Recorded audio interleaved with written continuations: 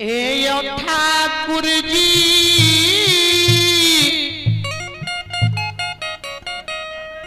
रूप अनरूप बदल के बाबा राजा के दरबार में है बरोहली। Hello hello hello Sant Shiromani श्रोता भगवान राजा के दरबार में खुशी मना रहले। जे भीख भिखारी पमड़िया नाचे गाबैया सब कुछ राजा के जे मन है छे से दान करे छे। ए हो ठाकुर जी अनरूपिया गोसाई जब रूप बदल के आबैया भगवान ई राजा के द्वार पर अनरूपिया गोसाई बाबा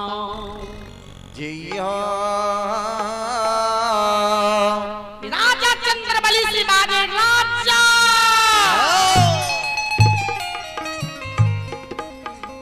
ये शब्दबाजी सुनै छियै बेटा जन्म लेल कह। राजा चंद्रबली कहल के है बाबा बेटा जन्म भेलैया कहल के सुनै छियै बेटा जन्म लेल का त जे पमरिया जे नाचे गाबै छ जे कोई कुछ मांग दे छ सुनै छ दान क्या दे छो देही छो आपी भाई शिवो यादव कितनी निवासी भगवान के दरबार में 21 रुपए के दान दिए हैं। मां लक्ष्मी सरस्वती घर परिवार में सुख शांति विद्या के भंडार। श्रोता भगवान कलकी राजा हमू यहाँ के द्वार पर यहाँ बात सुन के एलिया श्रोता भगवान ए हो राजा रानी विचार कैल छे डाली में सोना लाग आबैया या भैया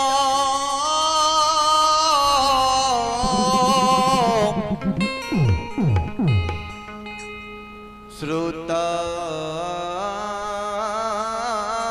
भगवान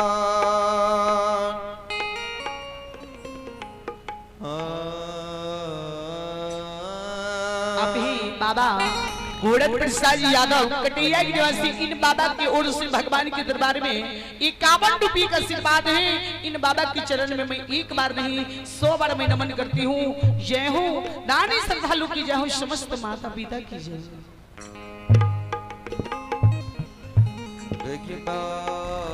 आपी भाई रोहित प्रियांशु की माता की ओर से भगवान के दरबार में 21 रुपये के दान है। मां सरस्वती इन बच्चे की विद्या के भंडार दे जाओ। श्रोता भगवान आई डालिया में लगा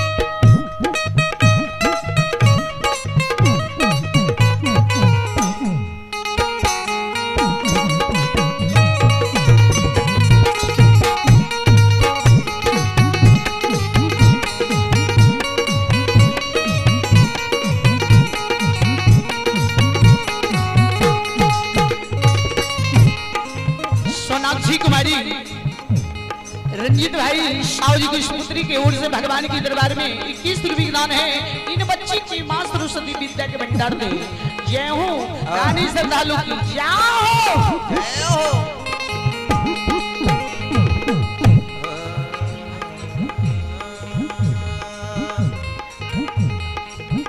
आप ही भाई रंजीत कुमार राम जी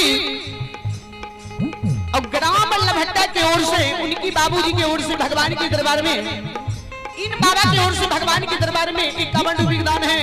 इन बाबा के चरण में मैं एक बार नहीं 100 बार में नमन करती हूँ। जय हो रानी श्रद्धालु की जय हो, समस्त परिवार की जय हो।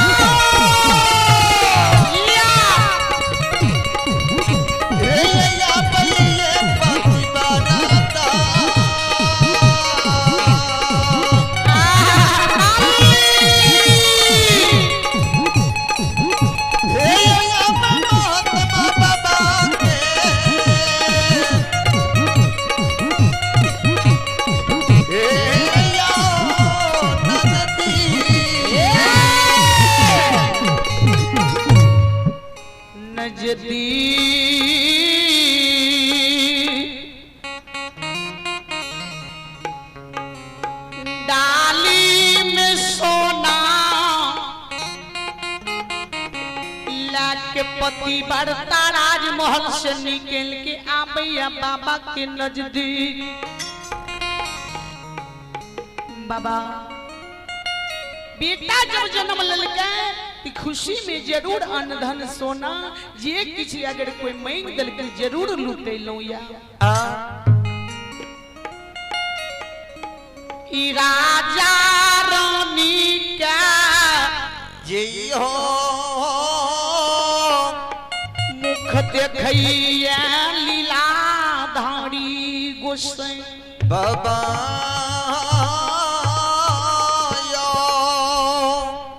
राजा ही रानी पति वर्ता जे कुछ कोई मांग दल का से बात तू दल हो हमरो मोनिया कि अनधान सोना नहीं लेबा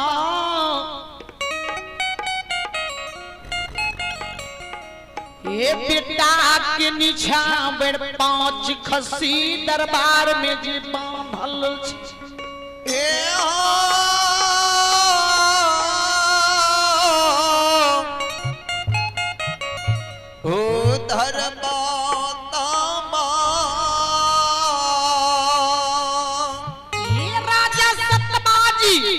आप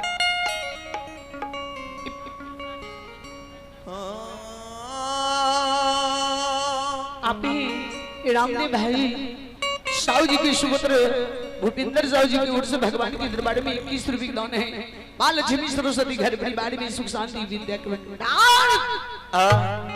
और ये आप ही भगवान के दरबार में भाई मिथुन कुमार 11 रुपए की दान है। आप ही भगवान के दरबार में श्री राजो मुखिया श्रद्धालु की ओर से भगवान के दरबार में 25 रुपए की दान है। दानी श्रद्धालु की जय हो, समस्त परिवार की जय हो। श्रोता भगवान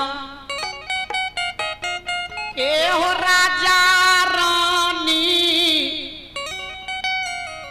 पोती बड़ता हाथ जोड़ी बाबा बाबा हो पांचों खस्सी के सिवा जे कुछ मांगबे न अपने के हम दे देब, लेकिन 5 खस्सी में से को दान में नहीं त बाबा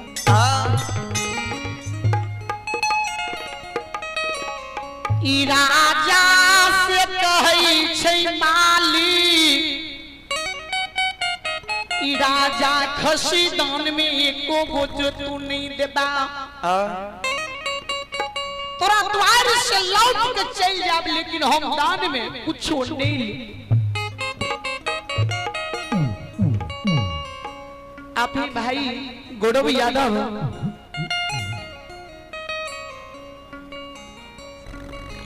अभी भाई रामफल साहब सुपौल गौरव ग्राम के रहने वाले इन भाई की ओर से भगवान के दरबार में 100 रुपए की दान है।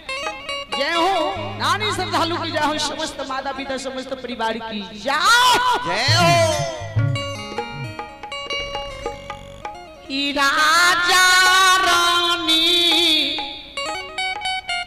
हाथ जोड़नी छे मालिक बोली डाली में जो सोना असर फिला के एलो या अपने के दान करेला ई बाबा झोला में रख लियो, 5 बेटा के दिल से आशीर्वाद दियो।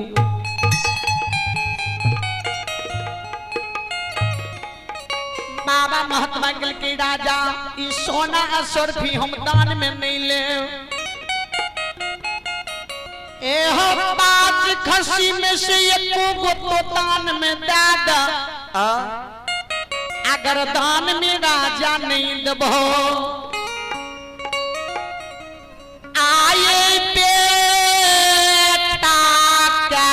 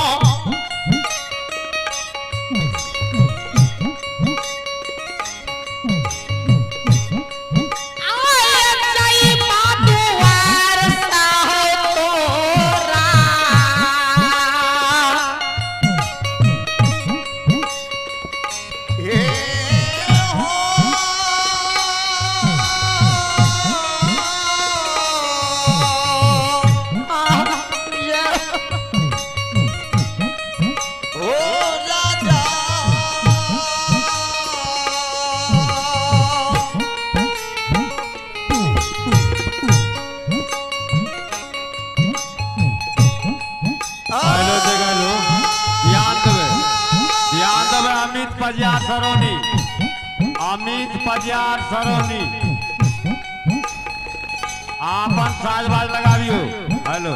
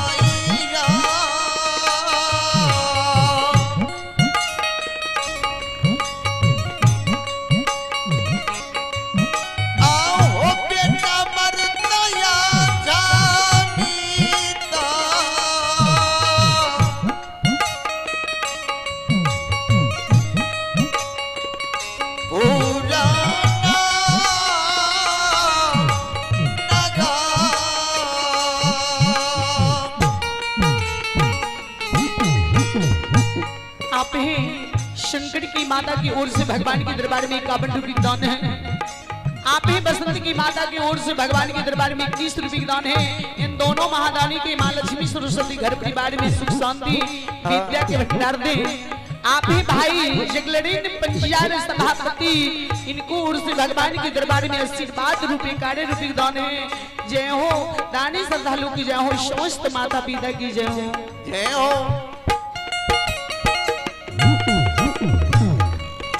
दीपक कुमारी की माता की ओर से भगवान के दरबार में 21 रुपये का दान है।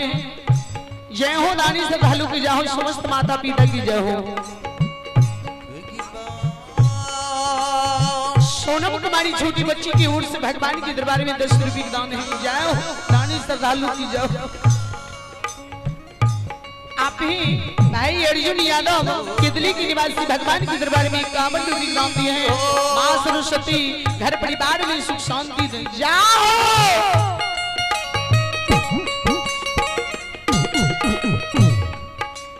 श्रोता भगवान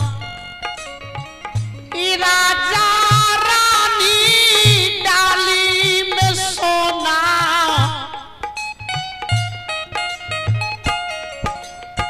लाके व्याकुल है छे बाबायो हे यो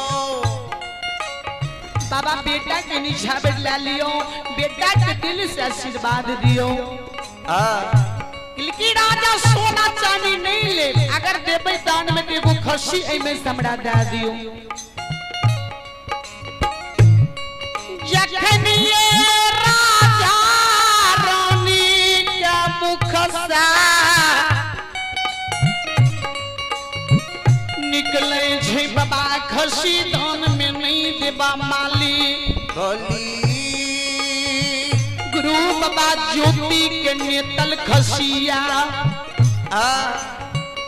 जय दीन बाबा के दुली सा घुर के आई भगवान हो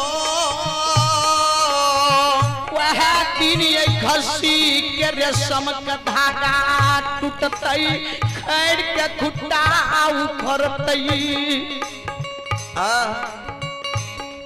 लेकिन नहीं दबो 5 खस्सी में से को दान में नहीं दबो, बल्कि नहीं बाबा दान में नहीं दे। श्रोता भगवान बाबा राजा के द्वार पर राजा चंद्रबली के श्राप दे छे। राजा धर्मात्मा